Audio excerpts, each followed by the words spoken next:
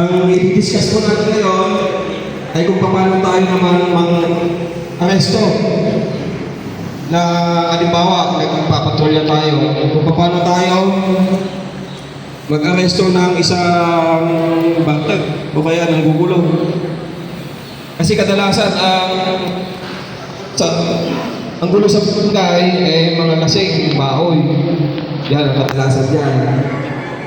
Lasing o kaya naman yung mga kung pwede na i-consider yung mga magnanakaw ng mga hayop, hindi natin i-aresto yun. Ang i-discuss po natin ngayon ay kung paano tayo magkanda or mag-posas. Yung iba po, may posas po kayo, iba? Na mga ano natin, lipads. Wala po. Dapat mag-request po tayo kay Kapitan. O pwede naman po yun. So, ito po ang itsura ng posas po natin. Magkano ito? Mga nasa 450 pesos. Sa daog. Pero yung pinakamanipis, mga nasa lang 250. Manipis na po yun. Ano po? Bakal po ang posas natin. Wala pong posas na plastic or alloy. May alloy naman po, mahal. Mahal po yun. So, ang process natin ay may dalawang lock. Yung pinaka-main lock, ito po, itong buto. Kasi pagka hindi natin nilock yung second lock, ay humihigpit yun. Kasi po, pagka halimbawa pipiglas yung yung ating inaresto, humihigpit po yun lalo. Kaya ang gawin natin, ilock po natin yung pangalawang lock. Yung iba kasi dito, halos lahat dito sa may gilid. Tapos, pagka ito, dito lang po natin dito. Tapos yung susi po ng natin, posas. Ito po yung tinang-posas natin, maliit lang. Ito po yung, ang gamit po na ito dito ay pinaka yung main lock po niya. Tapos itong likod, ito yung second lock para hindi magkusang humigpit po yung posas. So, ang discuss po talaga natin, pinaka-main natin, main discussion natin, i-discuss ko yung 4 na uri ng pangpuposas ng isang suspect. Ano po? First ay walling. Kung paano natin siya iposas na mayroong pader. Second, nakatayo, standing. Third, yung nakaluhod. And then, last, yung nakadapa or prone. So, sa pagpuposas mo, meron din niya 4 na principle kung paano tayo magposas. Hindi po tayo basta-basta nagposas. Ano po? Basta nagposas na lang tayo, hindi. Meron tayong sinusunod din para sa amin sa mga meron din safety. Sa posas, meron din 4 safety principle din. No? Una, siyempre, pag magpuposas tayo, o yung mga ulitin, makinig din ha. Kasi kayo, mga future police din, no? Una, i-consider natin yung area. No? Kung halimbawa crowded pa yan, mga tao, i-consider natin, baka pagka nagposes tayo,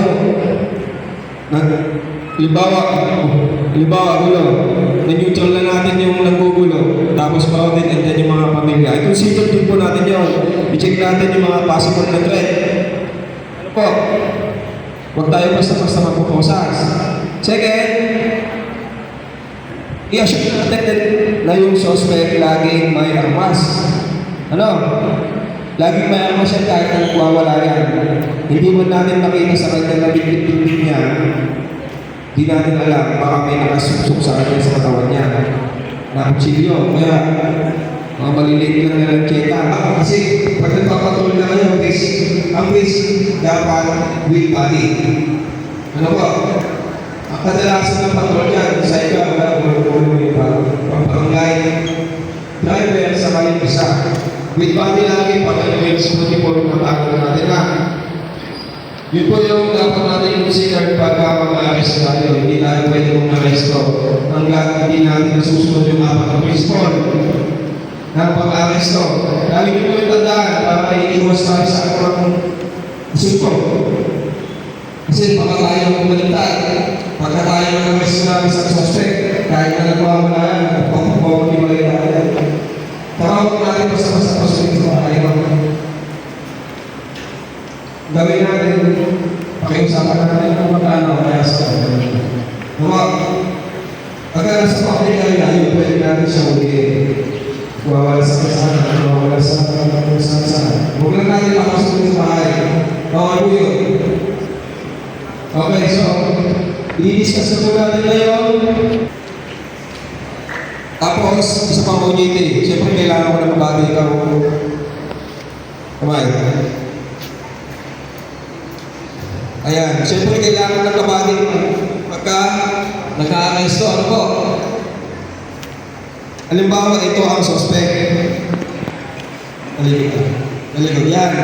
Suspect yan. Ang gagawin natin, makinig po, no? Pagka huli natin, huwag tayo palang yan niya.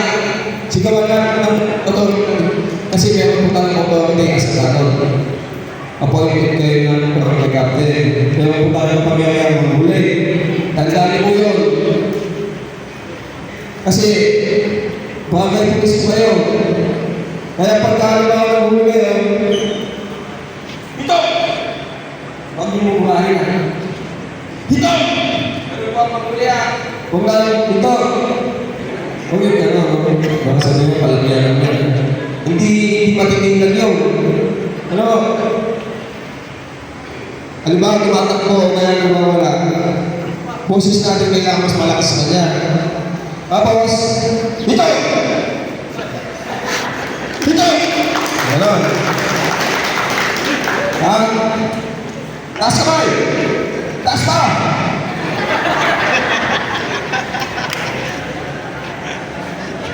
Taas kamay! Taas pa! Pagtaas pa!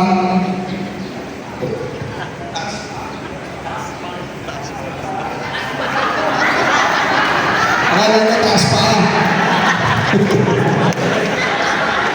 Ayan, no? Sige. Pagka halimbawa ganyan, halimbawa, taas kamay ganyan. Taas mo pa. Ganyan ang tamang taas kamay, no? Pagka na-neutral na siya, ang gawin nyo,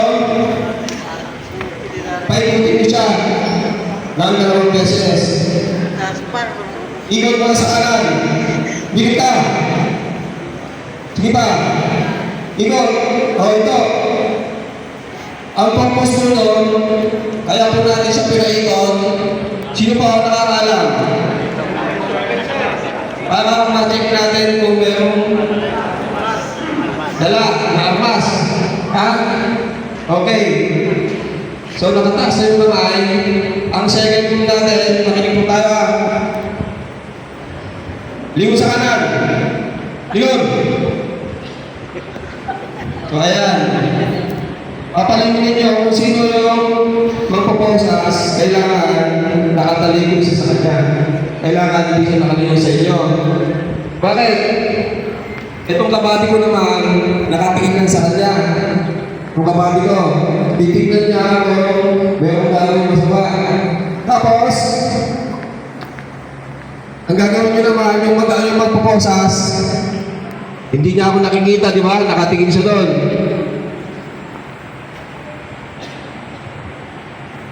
So, i-approach nyo na siya. Pupuntahan nyo na siya. Ha? Then, ang paghawak ng posas, ganyan. Ha? Ganito po ang paghawak ng posas. And then, pag i-approach nyo na siya, ganyan na. Nakalapit. Kailangan nakadikit kayo sa kanya. Dikit, hindi yung ganyan. Ano po? Nakadikit kayo. Nakadikit. Ha? Ganyan. Yung kamay nyo, andito. Okay? Tapos, dikit na dikit ha. Itong isa, saan yung kukunin ito? Ha? Kukunin nyo ito. Kukunin nyo na. Ha? Kukunin nyo.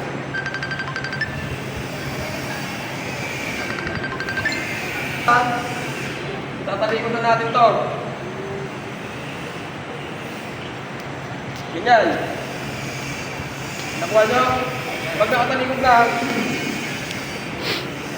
saka nyo kukunin itong isa. Papaikot nyo. Saka nyo pupusas. Okay? Oh, next. Ang gagawin natin, i-grab natin dito. Ganyan. Ha? I-grab natin ang ganyan. Bakit? Itong isang kamay, kapkapan. Ha? Kapkapan natin. O pag babae, wag ganito. Bawal yun. Pwedeng ganyan. Ha? Kahit babae yan, masyadong dangerous din. Nagwawala ka eh. No? O next. Baliktad naman. Ganyan. Kapkap. Ha? Kasi pag pumalag yan, ikas nyo ko na kanina eh. Okay? O, pag okay na, saka nyo bitawan. Huwag nyo aalisin yung katawan nyo sa kanya. Saka nyo hawakan yung posas na ganyan. Itong ano lang niya. Ito lang ang hawakan nyo. Yung kadena. Ha? Kasi pagka limang pumiklas yan, iangat nyo lang yan. Iangat o ibaba. Hindi na makakapalag yan. Masakit, no? Masakit. Masakit. Ha? Huwag nyo lang. Huwag nyo gagawin mo. Ha? Awal ko yun. Bawat technique nasa at kung classic situation naman ang gagawin natin. Pwede, halimbawa, nagtago sa bahay, inaabol natin kung halimbawa kaninong bahay. Huwag lang yung bahay nila ah. Pwede nating habulin yon. Nagtago sa CR ng kapitbahay nila. Pwede nating load! Yan. Di nakaload na po. Taas kamay! Taas pa! So ayan. So, andyan na tayo. Nakataas na. Ang gawin natin dyan ngayon, ipatong natin yung isang paa niya sa isang paa. Kanang paa, ipatong sa kaliwa. Patong. Ganyan. I-cross natin yung paa niya. I-cross po natin yan. Yan. Naka-cross. Ha? Saka natin iipitin dito. Ha? Ipitin natin sa gitna. Ng paa. Ito yung paa niya naka-cross. Ipitin natin sa gitna. Okay? So, ganun pa rin yung technique. Huwag natin ilalaw yung katawan natin, idikit pa rin natin. Kasi pagka lima pumalagyan, ayan. Ha?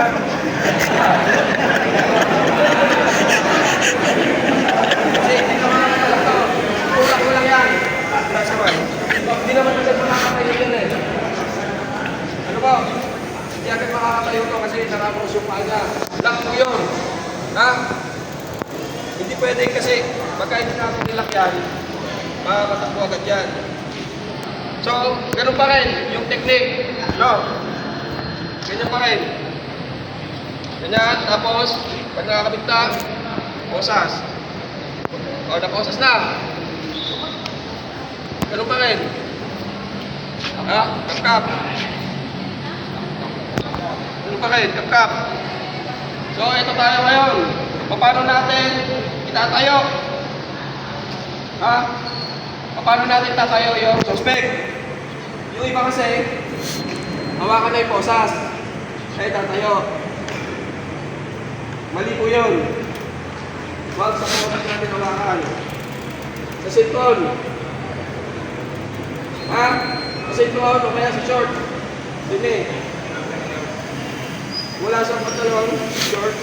Short. O, saka nyo. Ibabalik ko. Tanya. Siyempre, kailangan sa natin tulungan. Tayo. Ha? Dito po natin sa hawakan. Pagkaposan. Kaposes kasi, mababalikan yan. Ito. Kasi pag natin ito, mababalikan yan. Sinto. Kakasuhan tayo. Now, lumagay. Ano ba? Yung mga apat na principle lang, tandaan po natin yun. O, next. Ganun pa rin. Dito! Gusto!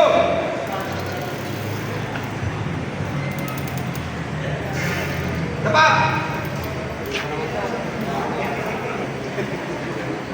So,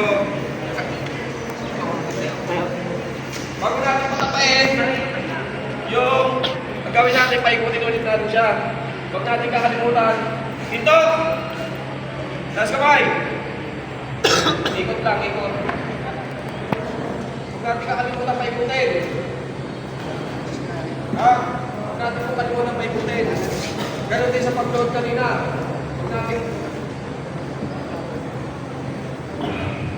Huwag natin kakalimutan, pagka pinahinto na natin at na-neutral na natin yung suspect, huwag po natin kakalimutan paikutin para ma-check kung meron nakasuksok na kutsilyo kaya baril. Ha? Oh. Pag na-neutral na, sana tayo sa dapa. Oh. Dapa! Dandan! Oh. Yung kamay mo, di pa! Ang gagawin nyo, papadipain nyo. Di pa? Di pa? Yan. So, nakadipa.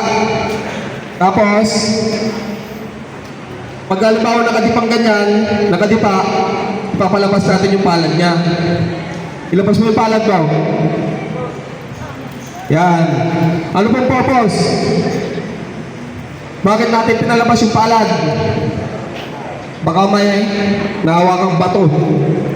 Ha? Bato. Hindi natin alam, may hawak-hawak na siyang bato. Pagkalibawan dumapa, yun yung mga i-consider po natin. Kaya kailangan natin, pagkalibawan nakadapang ganyan, ipalabas natin yung palad. Lagi natin isipin yung ating security. Pag nanguhuli. Tapos, ang gawin naman natin, madaming technique dito. Pwede natin ipakross yung paa niya ulit. Ha? O kanang paa, ipatong sa kaliwang paa. Pwede po ganyan. Ipatong lang, hindi iangat. Patong, pwede po yan. Ano po? Or, balik mo sa dati. Balik mo sa dati. Yan. Ano? O pwede natin, pagka na, halimbawa, nakalabas na yung palad, i-approach natin agad. Kunin yung isang paa, saka mo sakyan. Hindi na yung makakagalaw. Sasakyan mo lang siya.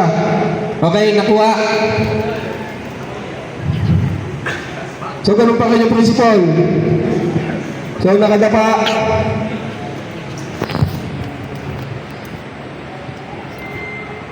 So, halimbawa, nakasakay ka ng ganyan. Ha? Ang gawin natin, kunin na natin yung isang kamay niya. Okay. Boses mo na agad. Yung paghawak mo. Paghawak na po. Ganito pa rin ha. Pag-inuan na natin. Hindi na makakapalag yan. Ano? Pwede pa ganyan. Ha? Saka ito. Okay.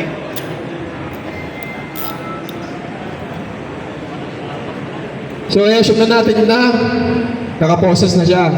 So, paano natin ngayon ipapangon? at paano natin kakapkapan. Ang gagawin natin,